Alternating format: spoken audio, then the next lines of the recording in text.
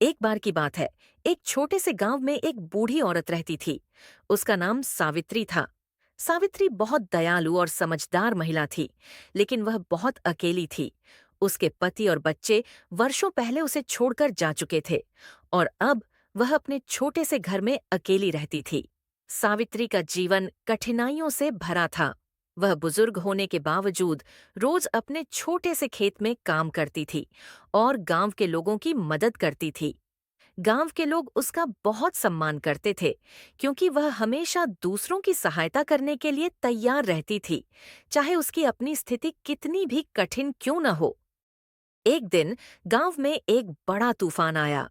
हवा इतनी तेज थी कि कई घरों की छतें उड़ गईं और पेड़ टूटकर गिरने लगे।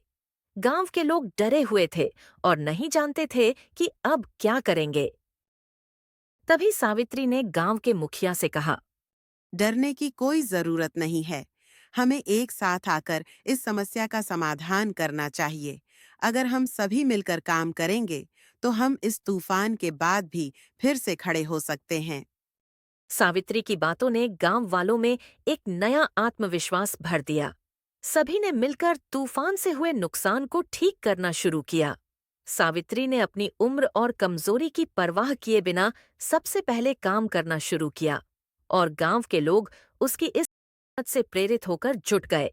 धीरे धीरे गांव के घर और पेड़ फिर से खड़े हो गए। गांव वालों ने महसूस किया कि उनकी एकजुटता और सावित्री की समझदारी ने उन्हें इस संकट से बाहर निकाला है। इस घटना के बाद सावित्री को गांव की दादी मां के रूप में जाना जाने लगा। वह सभी के लिए प्रेरणा बन गई और गांव के लोग उसकी सलाह और मार्गदर्शन के बिना कोई भी बड़ा निर्णय नहीं लेते थे।